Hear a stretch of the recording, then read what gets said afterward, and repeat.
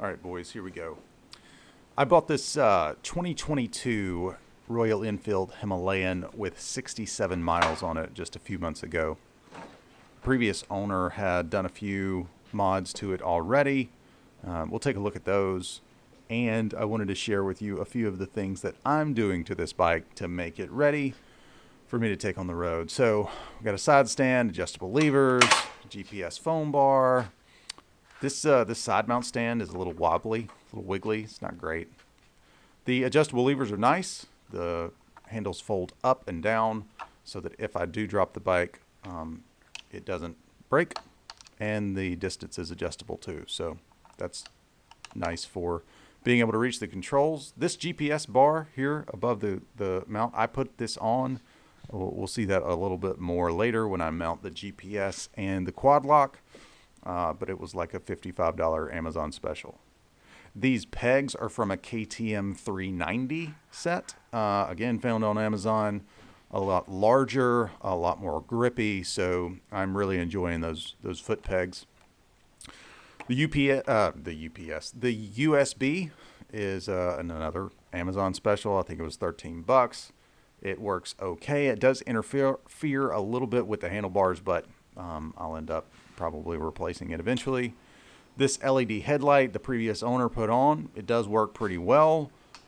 So yeah, there it is. It's a headlight, on and off, high and low beams. So let's start adding some of the things I have picked out for the bike. Luggage racks, rear case, brake guards are going to be first, starting with the luggage racks. But here's everything that I have laid out on the bench. So we put the key in, take the rear seat off to start installing the luggage racks. There are two 13mm bolts that I loosen up just a little bit before, so that gives me a little bit of working room. Then we start taking the Allen bolts out of the frame on that rear rack. I'm also going to replace some of these silver bolts in this frame piece here with black bolts. It's purely an aesthetic look. Black bolts, I like those better. So we take the other bolt out and start adding luggage rack bolts. Again, I've acquired black bolts to go in all these luggage rack spaces. It doesn't matter at all. The existing bolts would have been just fine, but I wanted black bolts. This is the third bolt on the side here. You do see there where I've got the tire irons zip tied to the luggage rack. I do also replacing black bolts on this back rack here. I didn't show you moving the turn signals because I didn't move the turn signals yet. I probably need to do that. But, there's your luggage rack install, and that's going to make room for my giant loop panniers, which I'll show those probably in another video. So then the rear rack, or the rear case, I have planned to carry camera equipment and, all sorts of doodads in. So you see me here drilling these pilot holes. So then I'm using my Craig jig bit to drill the primary holes. And then I'm going to use this eBay special metal rack extension that should give a little bit more support. So we take the old luggage rack mount off, and then we're going to place carefully the new rack with the case on top of it, carefully lining up the holes and installing the 4 bolts. These are not black bolts. Nobody's going to see them, and yet it still bothers me.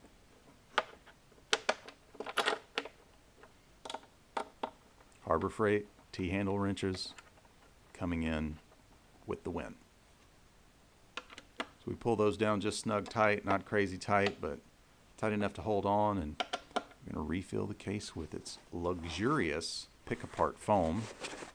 I've left these just like they are for now. I will be adding slots to them for all my camera gear. And then I can just easily take them out if I want to carry random stuff in that box. I can also fit my 14-inch MacBook Pro laptop in that case with the foam inside, so that's handy. So let's take a look at these brake guards. Oh, they're already installed. Sorry guys, you don't get to see me turn a wrench on these. These were about 25 bucks each on eBay. I'll send the links below. Here, I'm adding a 1-inch ram ball mount to the accessories bar. I think I got a 2-pack on these from Amazon. So this ram mount will let me mount the GPS. So here's the little extension that came with the Garmin Zumo XT.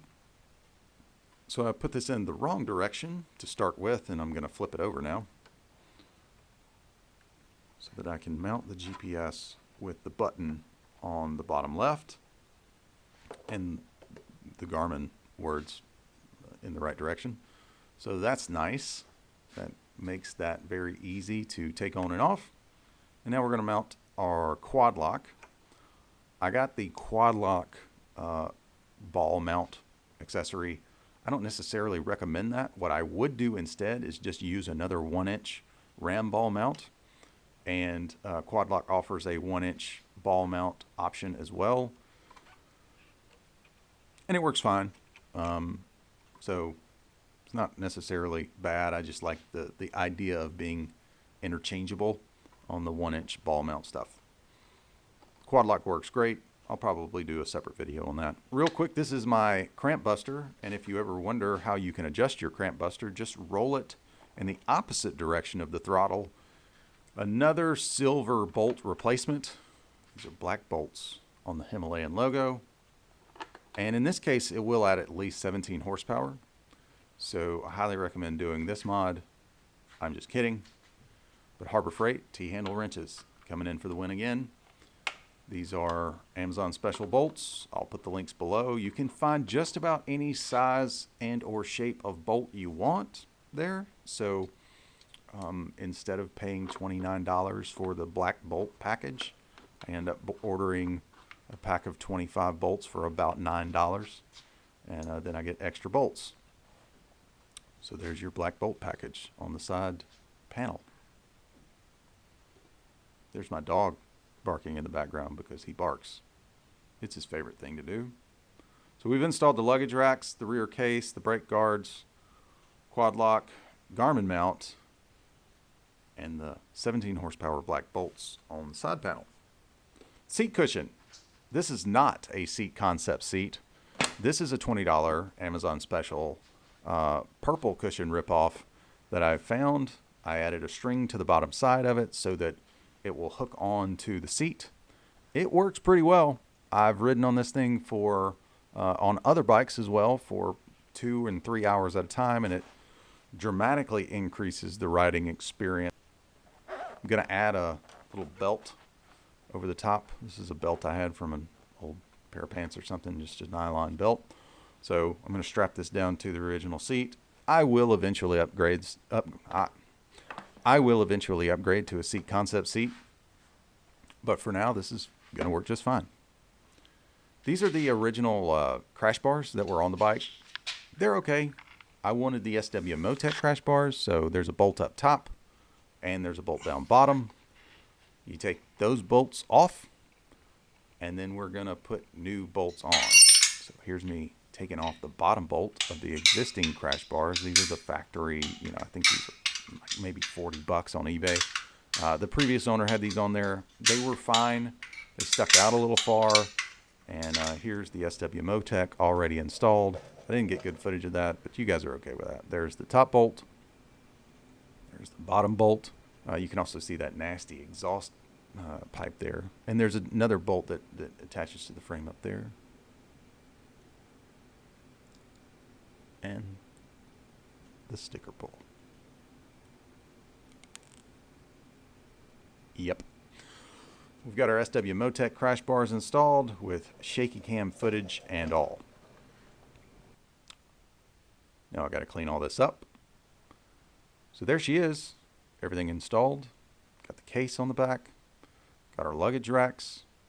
Got our black bolts on the side, SW Motech crash bars, KTM 390 foot pegs. I did replace black bolts on the windshield, and I actually cracked it a little bit, but that'll be okay. Our GPS mount and quad lock phone mount.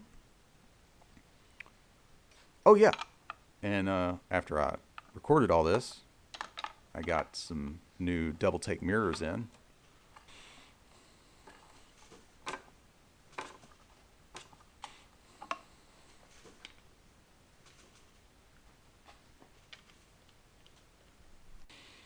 So these are the ram mount balls that go for the Doubletake mirrors. I should have had a wrench on that while I was pulling that down tight.